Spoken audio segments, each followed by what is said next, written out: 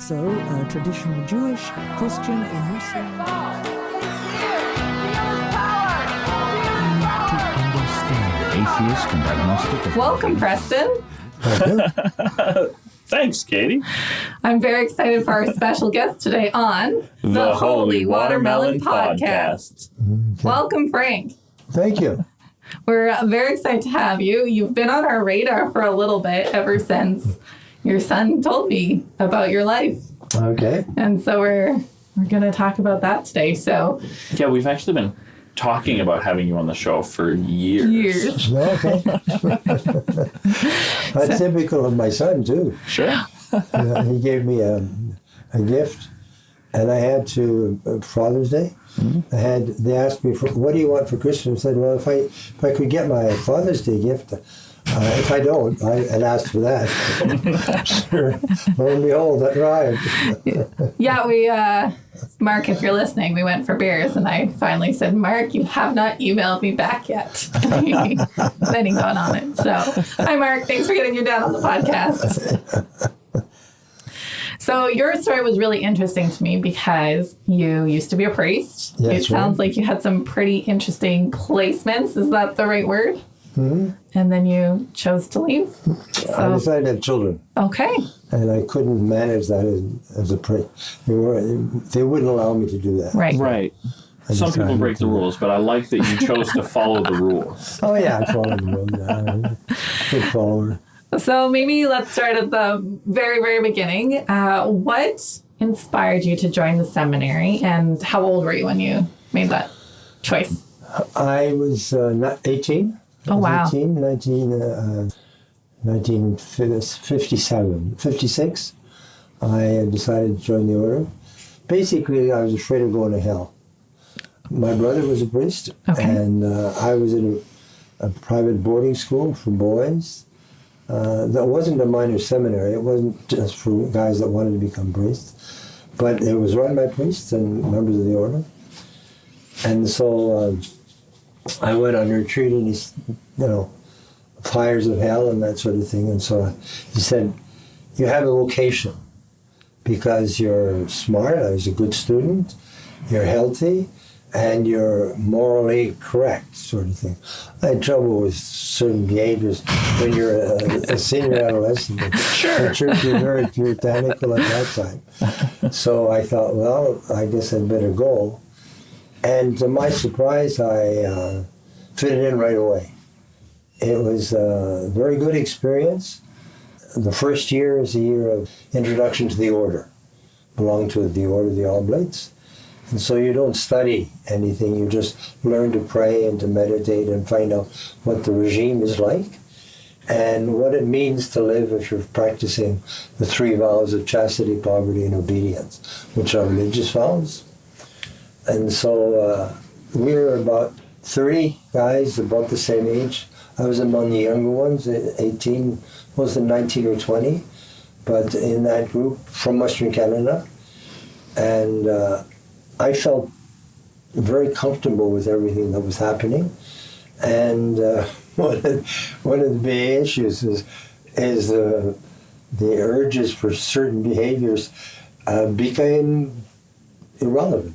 It just kind of disappeared as something that you're not up against, you're not having opportunities to practice, and so it just becomes part and parcel of living kind of thing, and staying in shape. And so, much to my surprise, they started giving me leadership roles.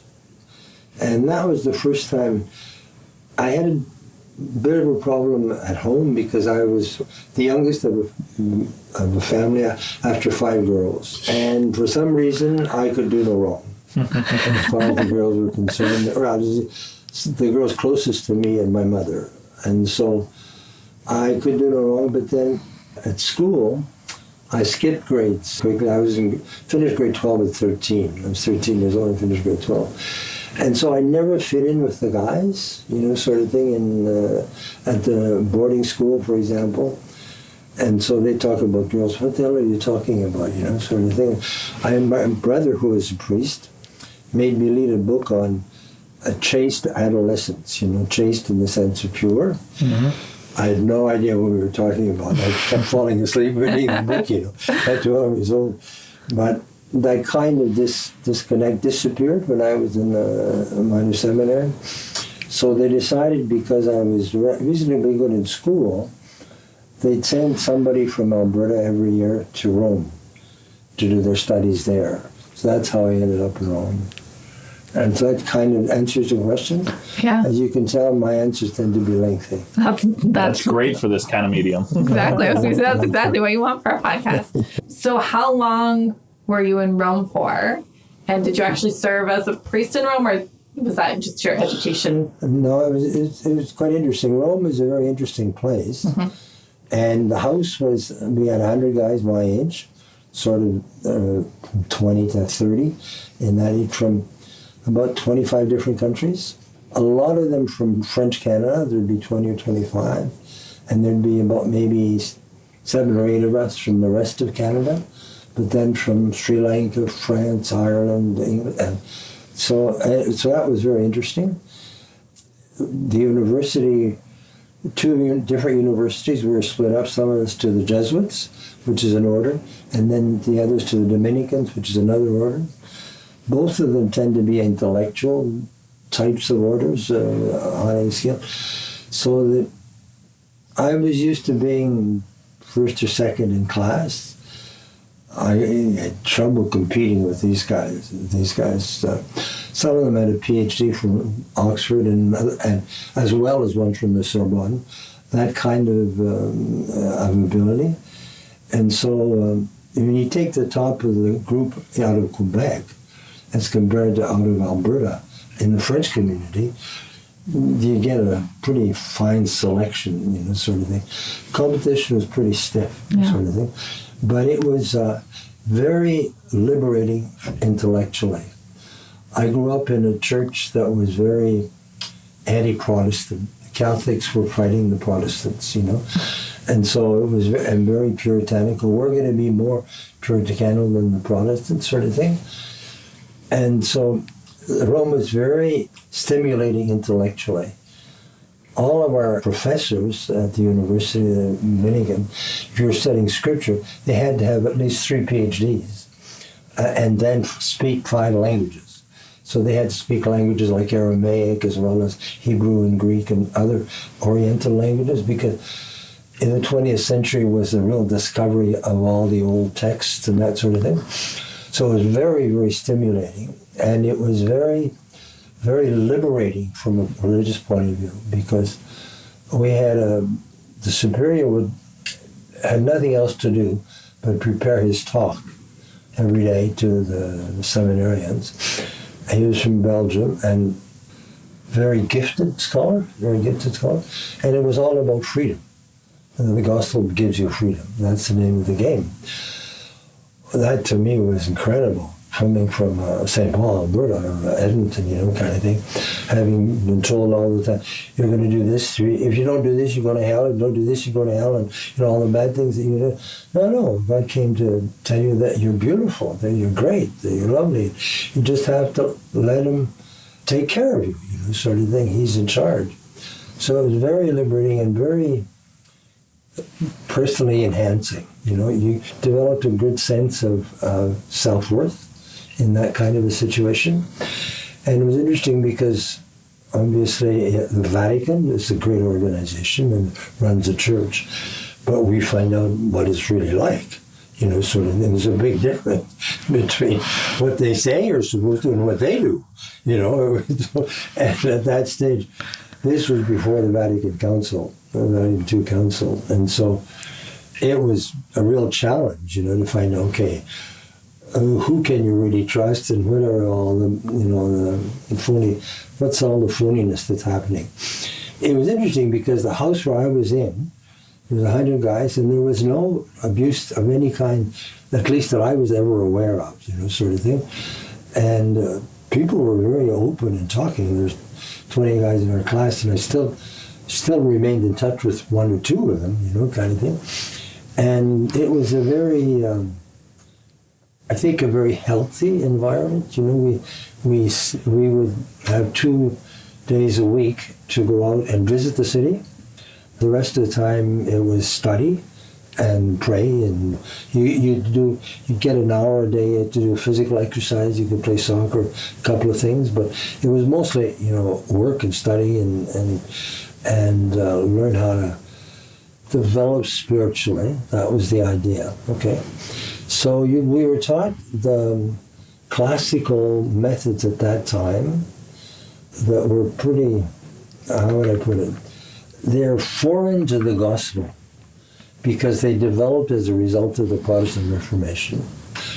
Because the Protestants said, no, that's not true. They said, we got to pray about this then. So then they developed a form of spiritual development that was more making sure that we didn't become Protestants than being true to the gospel, you know, kind of thing. That sort of, there are, my understanding of spiritual development, or what we call spiritual growth, is not that great because I haven't done any PhD in that area, you know, because then I got into secular studies when I came back as a priest. But my understanding of it now, because what happened is I got into Buddhism. Interesting.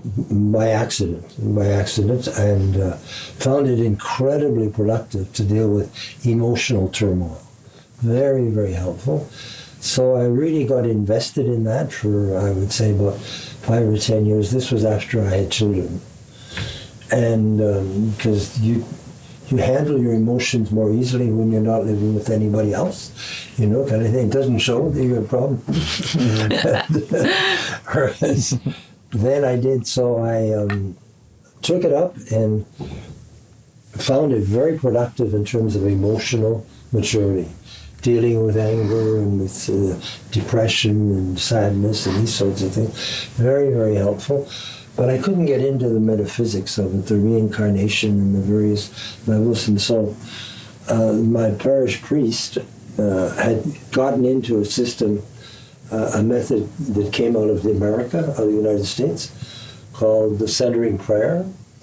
And it's gone back to the original form of prayer of the beginning of Christianity, where once Christianity became legitimate and became part of the regular society, how could you still maintain spiritual growth? Because it's also part of being a good citizen, you know, kind of thing. And so you don't worry that much about spiritual growth as long as the neighbors like you, you know, that kind of thing. And so the methods that they developed, the Desert Fathers, they called them, they're the ones that developed it at the beginning. And they developed until it hit kind of its best production, its best documentation thing, about the 13th or 14th century. And then once the Reformation came on, and everything, we got to worry about this.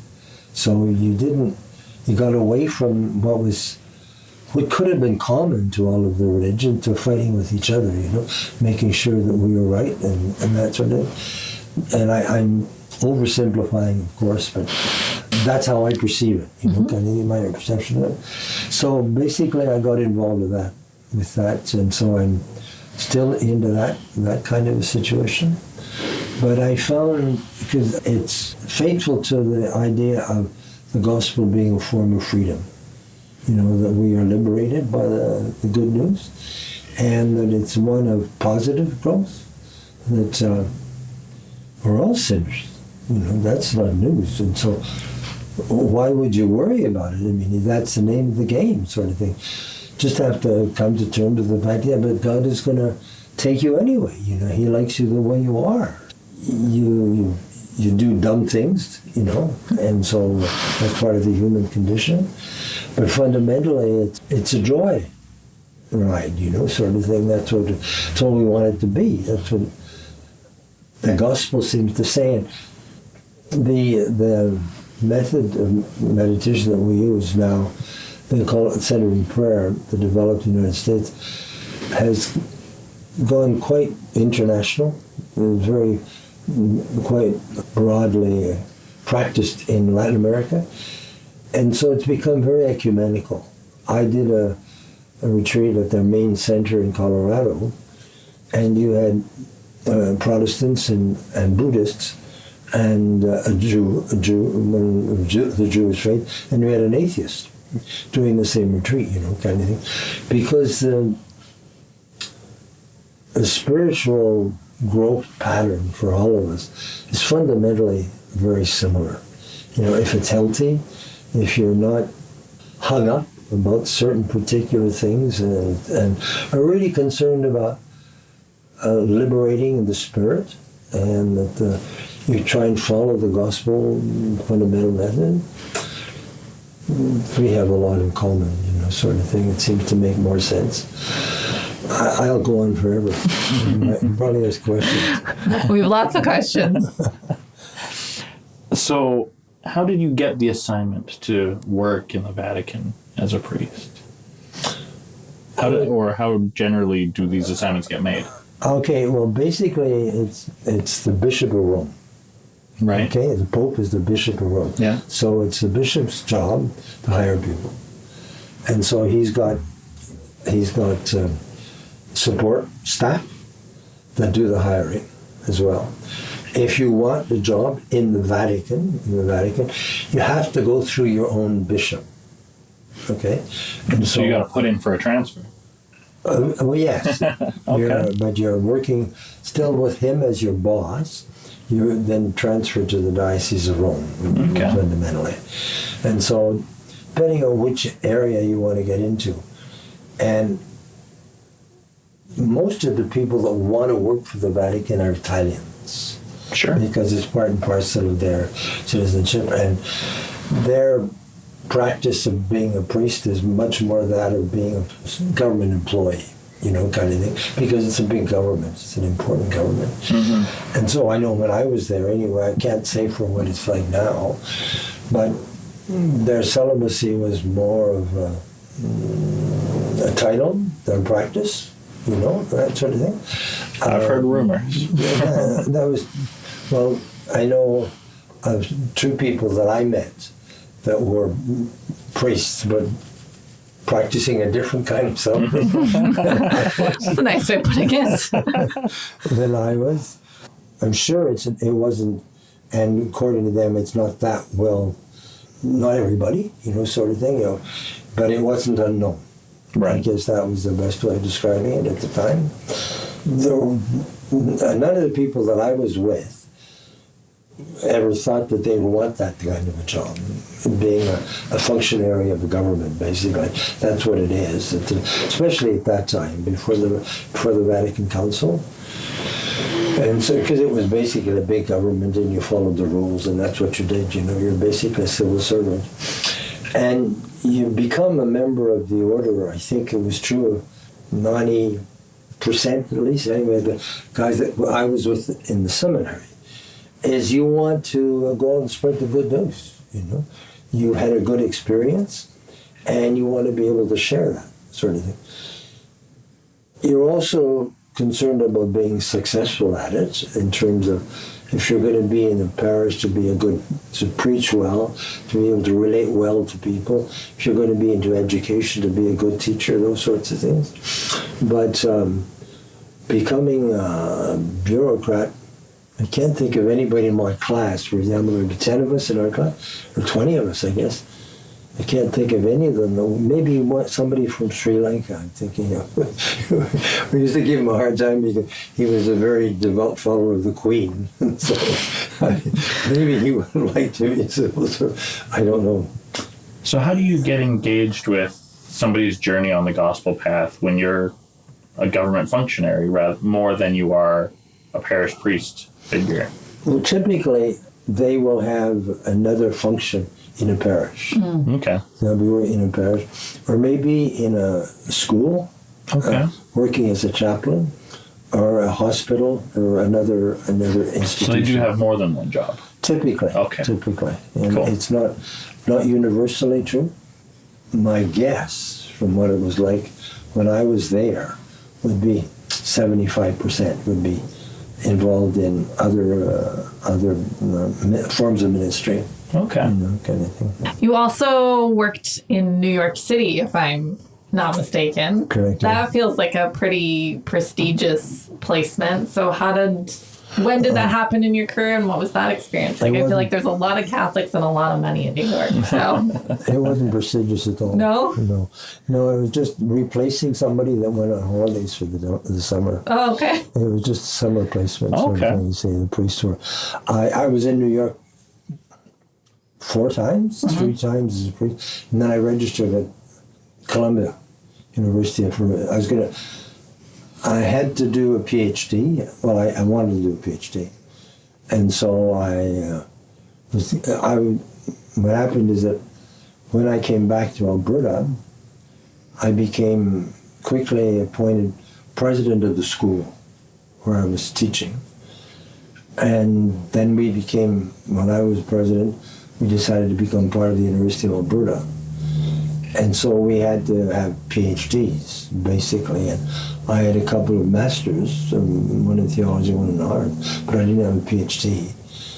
And so I was going to do a PhD at Columbia, but started doing a bit. So I spent a term there, from September to Christmas, as a student.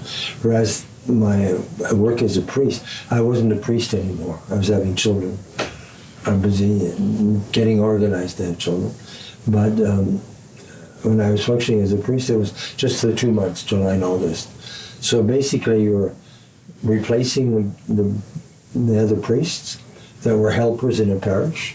So you'd go and you'd say Mass and you'd listen to confessions, and if anybody wanted to talk to you, you'd be available, that sort of thing. It wasn't very different from a parish in Edmonton, sort of thing. Living in New York, of course, was very different, And that time, I was living on campus, and they told you when I became part of the residence that make sure you always have, I think it was $15, I'm not sure. Maybe it was $30 in your pocket all the time. Because what they needed to buy a drug hit, so that they could get a hit. So you could give them the money so they could go to the dealer and get themselves some drugs. Otherwise, they'd attack you. I was there for 3 months, October, November, December, I think. There were 3 murders on campus, and by people being accosted like that. I lived in residence, and the classroom building was across the street, and they said, never leave the building without money in your pocket, just across the street. And it was incredible, the amount of violence in New York. My sister came to visit me, and the airport bus dropped people off by the central station, and as one of the women came out, the man from the street, cut her purse, the bag of her purse, and took off with her purse.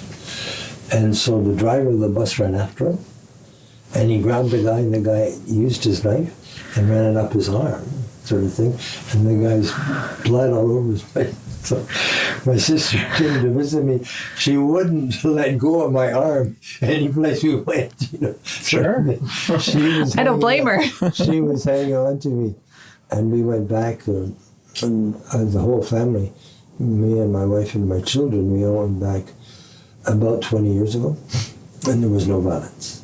It was incredible. New York's a very safe city now. Yeah. It is. Remarkably. Yeah, I guess you spent time here in New York as well. I lived in New Jersey for a couple of years doing religious service there. Okay. And we made a trip out to New York about once every 6 months. Okay. Just spend the day, and it was pretty nice. Yeah. I mean, our visit to New York was restricted to the really nice part of Manhattan. Okay, fair enough. It wasn't the crappiest part. So Right. No, that's fair enough. Yeah, for sure. I think that's a nice segue into the question. The way we worded it when we sent it to you was, what about the priestly life motivated you from day to day? But I'd just be curious, what was your favorite part about being a priest? That's another way to frame that question. Preaching. Yeah. Preaching, yeah. I thought it was important. And I worked hard at it, and I was good at it. And I felt it was a really important part of the message because it's so badly done. I just hate the sort of... Some people are just awful at it. Pardon me? Some people are just awful. Oh, it's incredible. Incredible. I know. And it's not that... I mean, the gospel, the term gospel in Greek means good news. And you never come out of church the idea, wow, that was good news. You know, it's always bad things that we do. And so much into moralism and, you know, the negatives kind of thing. And you miss the point, you know, miss the point. And that can be so meaningful to be able to communicate to a community, you know, yeah, this is good news, I think, eh? You know, and feel that it's being shared. It's a way of sharing. So it was the only thing that I really miss about being a priest. And they won't let me preach. Fair enough. I'm curious, how did you, or did you, connect much with the community apart from being a priest in that community? Well, it was pretty easy because I was working, I was in education all the time, basically. I was in school in Africa, and then once I finished my studies, they asked me to work for 3 years at Collège Saint-Jean, and so I'm working with young boys, sort of thing, and so there was girls that arrived there when about the same time as I did for the first time. They finally accepted girls, but it was mostly boys, and so it was a question of being able to relate to them as a teacher, first of all. And so I taught religion because of the fact of my buddy in France, I mentioned before. And when I did my last year of theology, not in Rome, but in Ottawa, after Africa, and they had me teaching religion there while I was studying, and with the new approach that they were using. And that was the year that Playboy came out. Okay, 1963, 64. And so they were teaching the philosophy of Playboy. So they gave me a class of students. These are graduating students, grade 12 and 13. And so I said, we'll study the philosophy of Playboy. I bet they love that. In a Catholic school. What Wow. the heck? But, you know, it was terrible. I thought about it afterwards, and it never registered. I got a whole collection of the magazines. Of course. To be able to read from the former students. Okay. And I got them all. And I'd be preparing my classes and leaving all this on my desk. And the nuns cleaned my room. And it never registered with me, you know, the fact that these poor nuns were doing that. You know, and so, Did they know? You forget about the part that you're not there for, right? Did they know what you were teaching, or were they just shocked every single day? I don't know. You see, but they only came in once a week. Okay, so shocked once a week. I don't know. I felt really horrible about that. Like it was about 10 years later that it dawned on me. How could you be so stupid? So they weren't seeing you at confessional every week saying, "Ooh, well, I accidentally went to Playboy." But you see, there was a group of us that were of the same age. One of them had been in Rome with me as well. And so we were together at Saint-Jean, and there must have been 6 or 7 of us. There were 35 years or less. And really into Vatican II, you know, and the new approach, and it was sort of freedom, you know, and gospel brings you freedom. That's what we want to do. And so it was really creative. And it was easy to teach because the kids said, oh, wow, this is a real change, you know, from what they had brought up in. And I remember a mother giving me a hard time because what I was teaching her son, you know, sort of thing. And it never registered with me until about 25 years later. What her concern was because she got her girl pregnant. And she put me as the cause of it, sort of thing. It would have happened without me, I'm sure, knowing the boy. Oh, yeah. Anyway, it was, I think that answered That's the a great question. answer for that question. Thank you. Living the first year in the order was very enriching for me. It was a real breakthrough in terms of being pretty comfortable with dealing with my body and sex and being an adult, kind of thing, and being able to function.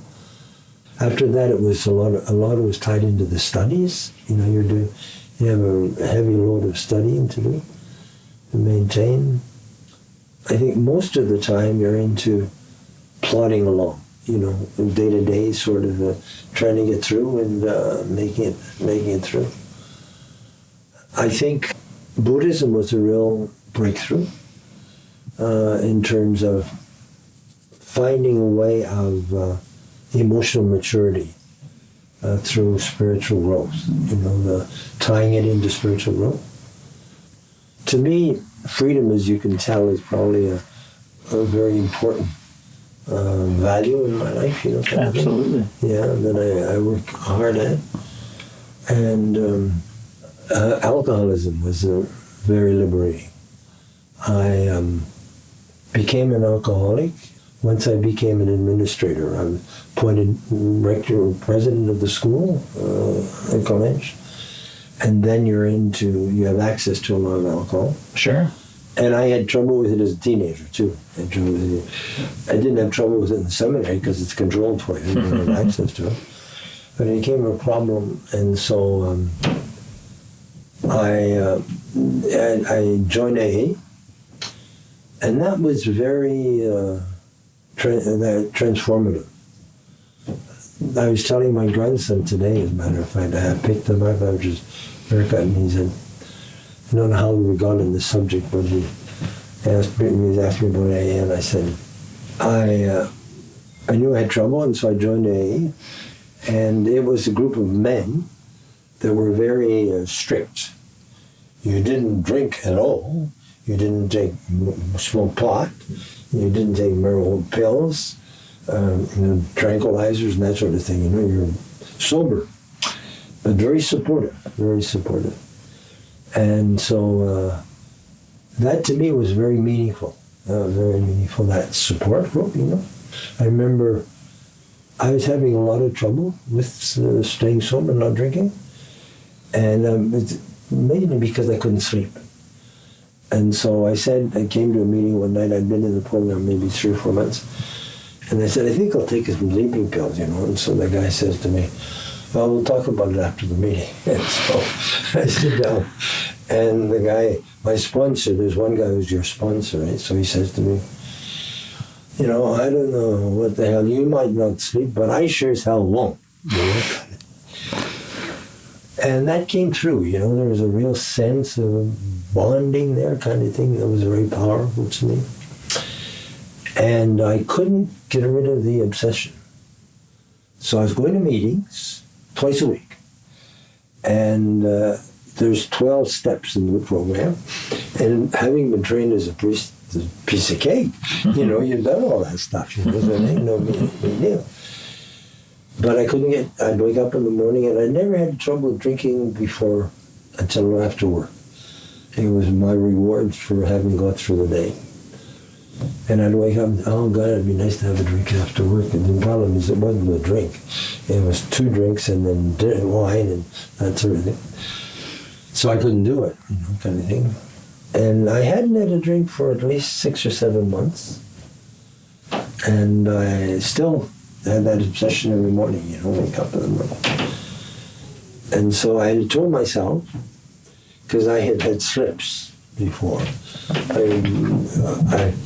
Planes were really bad for that. Because at the time I was doing a lot of traveling back and forth to Montreal and Ottawa. And they just offered it to you on the plane. Yeah, you can't turn it out. So but I had about 6 months, so I was sitting in the backyard. I said to God, I said I'm not going to, for sure, I'm going to do 12 months.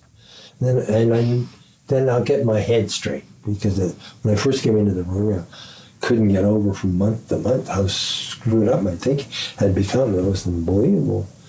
So I said, I'll have my head straight, and then what do we do? Because I can always not drink, but I'm not living. Okay, make it down. I trust you, believe you, but you don't want me ending up on 96th Street, banging my head against the pavement. If this is like this, I'll drive my car into a bridge. I'm getting over it, you know. And I fell. Yeah. Because you can't live like that, you know. And I don't think it was the next morning, but certainly not more than the day after. I woke up, I didn't want to drink anymore. Just like that. It was gone, you know, gone. Tremendous sense of freedom, kind of, just enormous sense of freedom. So I had admitted I was powerless. Until then, I was in charge of the program. You know, I knew it all. And I hadn't really admitted that I was powerless, kind of thing. So that was very, very mind-altering, you know, kind of thing. You know, it's still, that was 50 years ago. Congratulations. Thank you. Yeah. It's a long time to be sober. That's amazing. It's easy. After 50 After 50 years. Nothing to think about. Just think of all the money I saved. Sure. Fair enough. I couldn't get over it. I've got a lot of friends who are big whiskey enthusiasts, and a lot of money goes down that way. That's incredible. So much. We're wine enthusiasts in this house, and I'm not going to lie, we've spent some money on wine in our day. When I was drinking, whiskey was $6 a bottle. Okay? Wow. And I remember going to Christmas shopping and spending $300 on liquor, you know, sort of thing. So there was a box full of liquor, lots of bottles. You know, imagine what that would be like today, you know, sort of thing. 5 times the amount, you're in the thousands of dollars. Right. Incredible, just incredible. Yeah, $300 of liquor does not go very far anymore. That's maybe 6 bottles. Yeah, that's right. Yeah, those are. So that was a very powerful experience. That a freedom to alcohol. You know, kind of waking up and being liberated. You know, so a tremendous sense of liberation from it. Yeah. And it was very powerful. Also, handling anger with Buddhism, very powerful. I have my oldest daughter has a son before she got married. Okay, and so he lived with us the first 5 years of his life, and then moved out. And she got married. She moved out, and then she got married, and took her son. And it was a problem for the son. He was having trouble. And she and I were very close. As a baby, when I got married, I told my wife, and remember, we're going to have kids. That was the idea. And they're my kids too. Okay? You can leave, but the kids don't. Okay? Let's make that clear, sort of thing. So she said, you take over. And she had trouble a little bit being a mom. You know, kind of, she was abandoned as a child, so she had issues to deal with. And so the first child I took over, kind of thing, and we had a great relationship. But she developed a lot of, I don't know why, terrible shyness, incredible shyness. And it created problems for her at school, and so she had lots of difficulty. But she's a girl who is incredibly stubborn. You have no idea. When she says, this is how it's going to be, there's nothing that will change. And I didn't realize the intent, okay? And so there's real conflict around the son. And how am I going to deal with the anger? Because I knew it would not be productive, sort of thing. So I said, we'll talk about this later, okay, kind of thing. And she took off, and this was 1 o'clock in the morning. She was visiting in my house.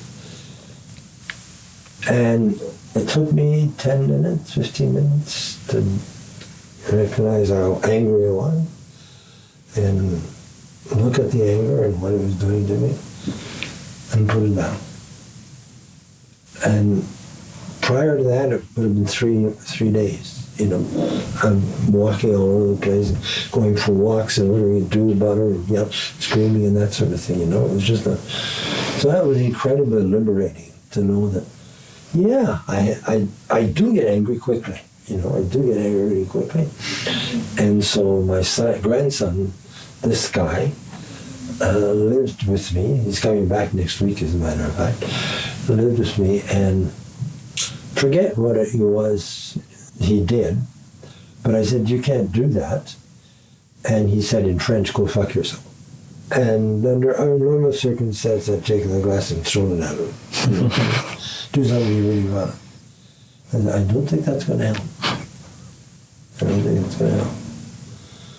So it wasn't difficult, because this is 25 years after my Buddhist sessions. I went on retreats and did lots of Buddhism for about 10 years. And so then I wrote up in this, these are the rules guide. You say that to me again, and you pack your legs. It's that simple. That's simple. I'm not going to get angry, but I won't have your mouth. Okay? And so that was very liberating in terms of how I find that spiritual programs can be very, very beneficial. I do a lot of meditating. I meditate 50 minutes in the morning and 50 minutes at night, pretty much every day. We do have a few more. Okay. I think we could do some quick fire ones. And yeah, because we're at an hour and a half now. This has been a great conversation. Yeah. So. Well, I hope you edit it, because it'll be. Yeah, we do edit it. Yeah, we'll get it down to an hour, but it's going to be a great hour. I feel like we've talked a little bit about how your day-to-day practice has transitioned from your life in the priestly order to outside it. You do preserve a few of those elements in your life. Yeah, I've always meditated. Yeah. I always tried to meditate and go to church, on a regular basis. And so it's always been important to me. I've always kept the same faith, fundamentally. I haven't been as invested in it as Sure. Over the years, but it was very smooth. Sure. I found it very smooth. People are very supportive. Having the AA experience really helped as well. Sure. Because the drinking had created a situation where it was becoming impossible for me to function properly. And that tied in with a lot of things that I had from my background, so it was really easy. Yeah. So how often did you attend Mass as a priest, generally speaking? Every day? Yeah. And how often do you attend Mass now? I was going probably about 5 times a week. Wow. Okay. Yeah, 5 times a week. But I have so much trouble with the priest, kind of. So it's a little less now? Yeah. Okay. Yeah. Okay. I'll go at least once a week for sure. Okay. And I would have gone tonight if we hadn't had this, because Mass is at 6:30 on Tuesday. Gotcha. And so, Well, thank you for being here. I like the trade. And so, be honest, it was a bit of an excuse. Fair. So instead of thank you, I'll say you're welcome. Cool. Okay. I have a silly question I put in, Frank. Do you have a favorite or least favorite saint? Do I have a favorite saint? Yeah. Oh, of course, Francis of Assisi. Okay. And do you have a least favorite?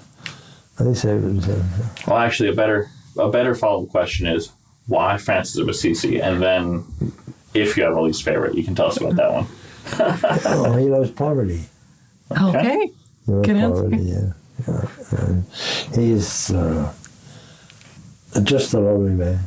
Just a lovely man. Loves nature, loves the birds. You can't not like Francis. He's pretty special. Really special. And so having the same name is really helping it. Having a pope that's taking his name for the first time is pretty special. Yeah. Yeah. He's doing a good job. Yeah. He's definitely modernizing it, at least from an outsider's perspective. Well, and I think he's true to the gospel. Like getting rid of all the paraphernalia and visiting people in prison and that kind of thing. That's Doing the things that Jesus said you should do. Yeah, that's right. Yeah, I think I saw just recently that he had lunch with sex workers, and there was a handful that were trans sex workers, and he had lunch with them. Yeah, And I was like, I that's first great. became aware of that with what looked like a rather suspicious headline But yes, the context of the reality was is better, and it's what Jesus did. Yeah, that's right. Yeah. Are there any saints that you've come across in your years that you wonder maybe should they not be saints? Oh, I think so. Yeah, I think so. Any come to mind? I never thought about it very much. Fair enough. I thought it was just a silly question. It's a thing that we've talked about a couple probably- of times on the show. Probably Saint Bernard. Of Yeah. Clairvaux. Saint Bernard, yeah. Pardon me? Of Clairvaux. Yeah. Yes, he's our favorite, least favorite. Good choice, Frank. Okay. Yeah, it's some interesting stories around him. But Oh, really? Yeah. I don't know him that well, but I know him as being very austere sure. and very hard-nosed, kind of thing. Not compassionate, doesn't come through that. I love that that's not the worst thing we've heard about him. Are you going to share? Go for it. No, you need to share this I feel like you want to. I kind of so want much. to. So Saint Bernard of Clairvaux, we did an episode years ago on saints that shouldn't be saints, and he was featured on it. And it was because of how he became sainted. He had a wet dream about Mary. Oh, okay. And he told all his friends, and they thought it was this amazing heavenly vision. And we're like, no, that's just actually highly inappropriate to tell your friends that. So that's why he was sainted. Yeah, so that's why he's our favorite, least favorite saint. Yeah. I never heard that. Yeah. Fascinating. Yeah, we had some good fun finding that. Yeah, and then and adjusting the telling of the story just a little bit in the best way. I love it. and then we went to Portugal. I found a statue of him, so I immediately had to send a picture to Preston because there he is, like at Mary's breasts, because that's what the dream was about. I was like, why would you make a statue of this? Yeah. Because of all of the wet dreams, this one was great. This one, so I just love that. I love that I found the statue of Saint Bernard in that. I'll show it to you when we're recording, Frank. But it's pretty ridiculous. So he's our favorite, least favorite thing. Yeah. That's surprising, that coincidence.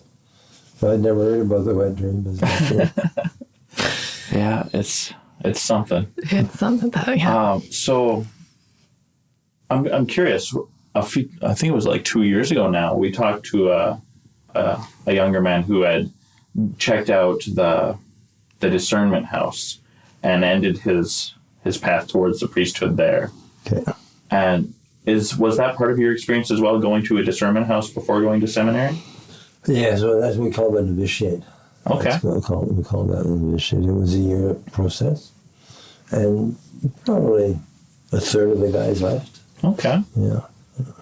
There's a famous First Nations painter, the one that did the entrance to the arena. Arena. He was the novitiate with me. Oh, cool. Yeah. And he left. He stayed 3 or 4 months, didn't stay. It's not for everybody. It's not for everyone. No, it isn't for sure. It isn't for sure. Some of them stayed and shouldn't have. Sure. That kind of thing. But Do you have any advice for somebody who is looking at joining or considering leaving the priesthood? I guess those are two separate questions. Any advice?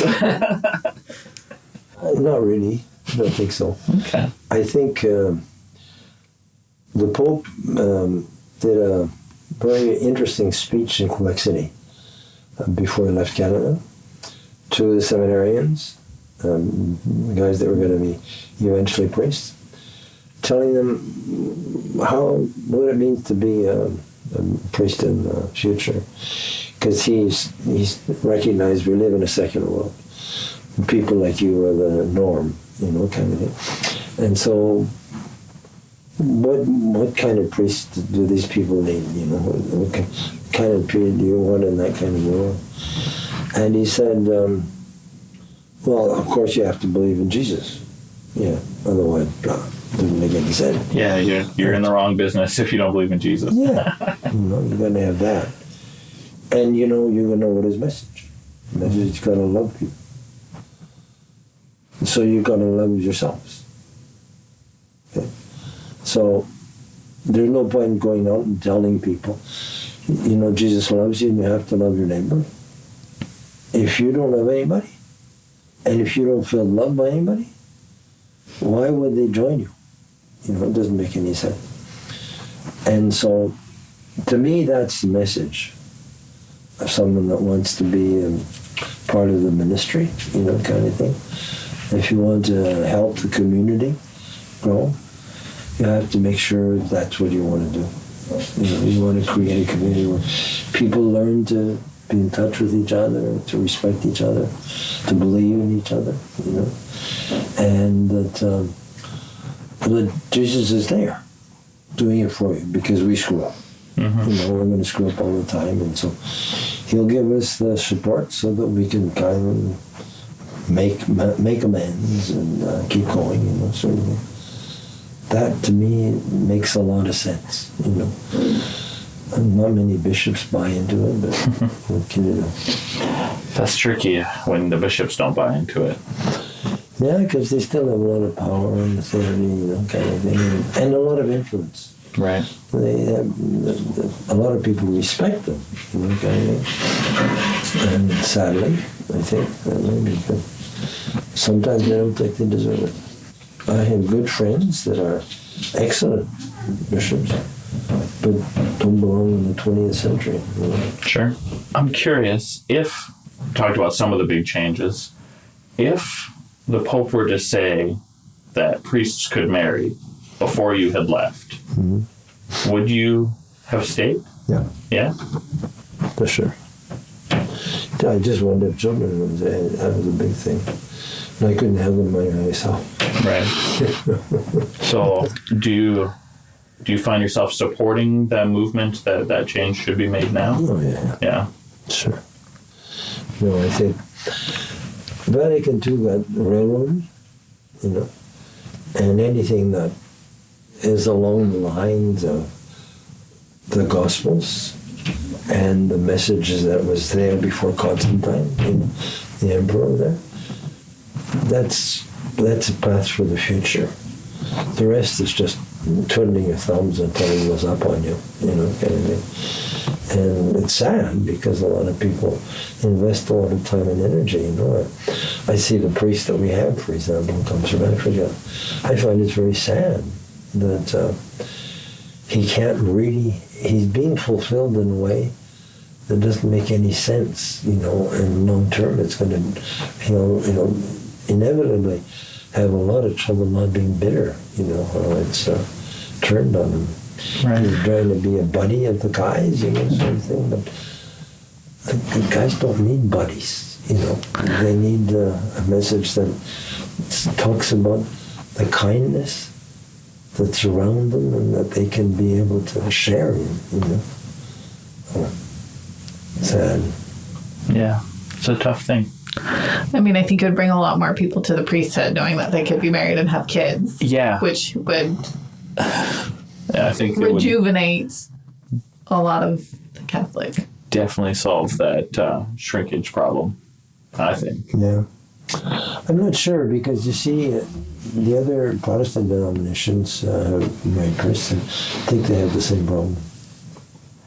I think for the most part that's true, but I don't know if that's everywhere either. Just like you said, the problem isn't global, but close to global. Yeah. It's part of the rich world. Right. Secularism is clearly part of the rich world. There's no doubt about that. Right. And you take all of the Arab countries, there's no secularism there. Right. You know, it's really, and that's such a problem for them when they come into countries like, we haven't got it yet. Look at the problem in France. A huge problem with the Muslims there. You know, so how you separate church and state. We've done it pretty easily now for the Western world, but for the Muslim countries, it's a major hurdle. How to manage it, but that's not my problem. I have no expertise. So. Anything else you can think of? I mean, that was a great conversation.